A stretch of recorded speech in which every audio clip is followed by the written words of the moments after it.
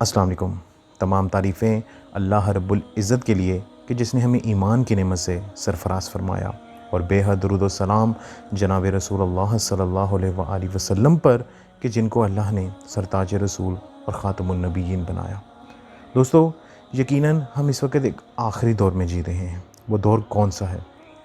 वो दौर वो है जिसमें जनाब रसूलुल्लाह सल्लल्लाहु अलैहि वसल्लम की हर बात सच्ची साबित हो रही है।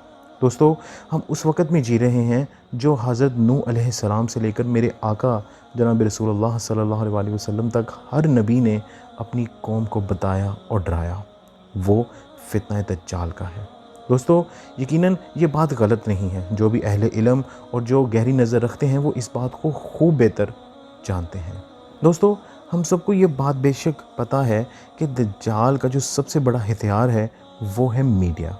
इसके अंदर दो चीज़ें आती हैं, एक मीडिया यानी मूवीज़, इलेक्ट्रॉनिक और ये वो चीज़ें, और दूसरा सिंगिंग, गाना।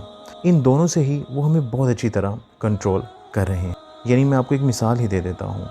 आप हॉलीवुड या बॉलीवुड की मूवीज़ देख लें, उसमें एक दाढ़ी नुमा शख्स को विलन दिखाया जाता है, और आज की हमारी नस्लें, हमारी बच्चियाँ और बेटों की नज़रों में यही चीज़ आ गई कि जो दाढ़ी वाला है वो बहुत ही ज़्यादा कोई कंजर्वेटिव या वो विलन है, यानी वो कामयाब हो रहे हैं। और दूसरा जो सबसे अहम चीज़ है, वो मैं अपनी पिछली वीडियोस में भी बड़ी तफसील के साथ आप लोगों को बता चुका हूँ, वो है म्यूज़िक, कि वो कैसे हमारे माइंड को कंट्रोल करते हैं, कैसे वो ऐसे ड्रम्स बजाते हैं जो हमारे माइंड की उस जगह पर जाके हिट होता है जहाँ पे शराब या अल्कोहल जाती है, और फिर हम नाचने पे मजबूर हो जाते हैं। यानी जब हम कोई गाड़ी चला रहे हैं, एक ऐसा स्पेसिफिक म्यूज़िक इंस्ट्रूमेंट बजेगा कि हमारी उंगलियां नाचना शुरू हो जाएंगी। दोस्तों, मैंने एक अपनी वीडियो में म्यूज़िक के बारे में बहुत तफसील से बात की है। मैं उसका लिंक डिस्क्रिप्शन में दे देता हूँ। आप लोगों से गुजारिश है वो देखिएगा, ताकि आपको समझ आए कि म्यूज़िक के ज़रिए ये दजाली ताकतें हमें कैसे कंट्रोल कर रही हैं। दोस्तों, अभी कल एक वाक़या हुआ। ये कोई छोटा वाक़या नहीं है, बहुत बड़ा वाक़या है, क्योंकि एक मुसलमान की हैसियत से कुरान के बाद हमारे लिए सबसे मुक़द्दस चीज़ अहदीस मुबारक है। दोस्तों, कल एक रियाना सिंगर है, उसने अपने शो में एक गाना गाया जिसके पीछे बाकायदा अहदीस के अल्फाज गूंजे। इससे पहले कि मैं उस गाने की तरफ बढ़ूँ, मैं आपको रियाना के बारे में थोड़ा सा बताना चाहता हूँ। दोस्तों, ये एक बहुत ही कंट्रोवर्शियल सेलिब्रिटी है। हॉलीवुड में अक्सर सेलिब्रिटीज़ कंट्रोवर्शियल हैं। ये उसी राह पर चल रही है जिस पर Madonna, Michael Jackson, Britney Spears और एंजेलिना जूली चले। यानी इसके गाने और इसकी मूवीज़ और इसके गानों की मूवीज़ में हमेशा कोई शैतान या इल्यूमिनाटी से रिलेटेड एक पैगाम होता है।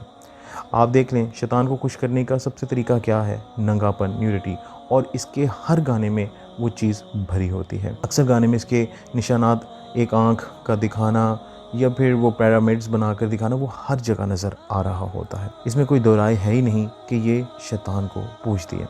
अब बाद लोग कहेंगे इसका क्या सबूत है? इसका एक्स बॉयफ्रेंड है डेरिक, उसने अपने कॉन्सर्ट में एक गाना चलाया। कुछ देर के लिए 6 निशान जो इल्यूमिनाटी का साइन है वो आया, और उसके बाद उसने ये बार बार 3 बार दोहरा कर कहा कि Riyana is a devil, Riyana is a devil. इससे बढ़कर और क्या निशानी मिलेगी? अभी जब इसने यूएई का दौरा किया तो मस्जिद में जाकर इसने जो अबाया उसकी बेहुरमती की, यानी मस्जिद की बेहुरमती की। वहाँ पर बैठ के बड़े अजीब पॉज करके इसने तस्वीरें उतारी, और फिर जो यूएई की इंतज़ामिया थी उसने इसको यहाँ से निकल जाने के लिए कहा गया। दोस्तों, ये बात समझनी चाहिए कि ये ऐसा क्यों करते हैं। आप इस वक्त रियाना के कैरियर को देख लें, वो इस वक्त बिल्कुल डूब रहा है।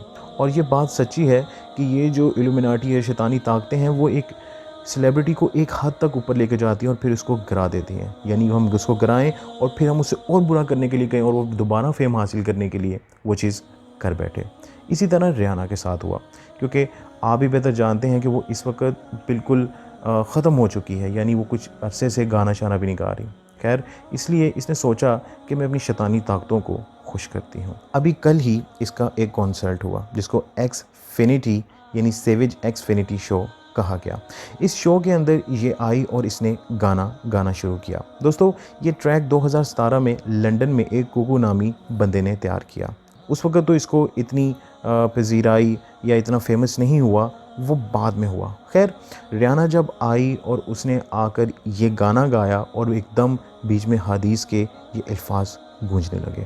بات یہی نہیں ختم ہوتی، حدیث کے الفاظ ایک بیٹ کے ساتھ گونج رہے تھے تو اس وقت یہ خود اور دوسری لڑکیاں ایسے کپڑوں میں تھی جو نہ پہننے کے برابر تھی، یعنی وہ آدھی ننگی تھی۔ اس پر بہت سے سوشل میڈیا پر احتجاج ہو رہا ہے، پر ان کو بھی پتہ ہے کہ مسلم ممالک میں اب کوئی ایسی طاقت نہیں رہی کہ وہ کیا کریں۔ یہ بار بار ایسی حرکتیں کرتے ہیں ہمیں غصہ دلوانے کے لیے۔ دوستو، اب میں آپ کو بتاؤں گا کہ وہ احادیث کیا ہے، اس پر بھی ذرا تھوڑی نظر ڈالیے۔ میں نہیں چاہتا تھا کہ آپ کو وہ سناؤں، پر سننے سے آپ لوگوں کو تھوڑا سا اندازہ ہو جائے گا، تو اس لیے پہلے وہ سنیے گا اور پھر بعد میں آپ کو وہ حدیث مبارکہ بھی سناتا ہوں۔ رسول اللہ انا نقتل الآن فی العام الواحد من المشرکین کذا وکذا۔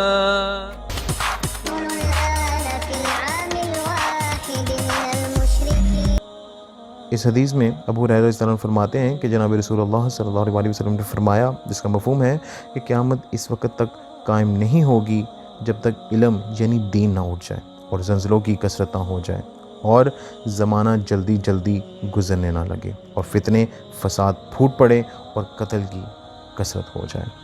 دوستو، اس حدیث کو بھی انہوں نے چنا ہے۔ اس سانگز میں جو بھی پیغامات ہوتے ہیں، جو بیک ٹریکنگ یا جو ایسے کہہ جاتے ہیں، وہ بڑے گہرے ہوتے ہیں۔ انہوں نے اس حدیث کا انتخاب کیا دوستو، جس میں آخری وقت کی بات ہو رہی ہے۔ اب یہ ہمیں سمجھ آنا چاہیے۔ دوستو، اب سوال یہاں پیدا ہوتا ہے کہ اب ہم کیا کریں؟ کیا ہم پھر سڑکوں پہ جمعہ پڑھ کے نکل جائیں اور آگ لگائیں اور گھر آ کے بیٹھ کے ٹی وی لگا کے پھر انڈین فلم سے دیکھنے لگ جائیں؟ نہیں، ہمیں ایک کام کرنا چاہیے۔ ہم آج اللہ سے وعدہ کرتے ہیں کہ اللہ، اس گانے کے ذریعے میرے نبی کی بے حرمتی ہوئی ہے، اللہ میں آج کے بعد گانا نہیں سنوں گا۔ ہمیں یہ کرنا چاہیے۔ خیر، اللہ سے دعا ہے کہ اللہ ہمیں راہ ہدایت پر چلنے کی توفیق عطا فرمائے، ان لوگوں کی جس پر اللہ نے اپنا انعام فرمایا، نہ کہ ان لوگوں پر جس پر اللہ نے اپنا غضب اتارا۔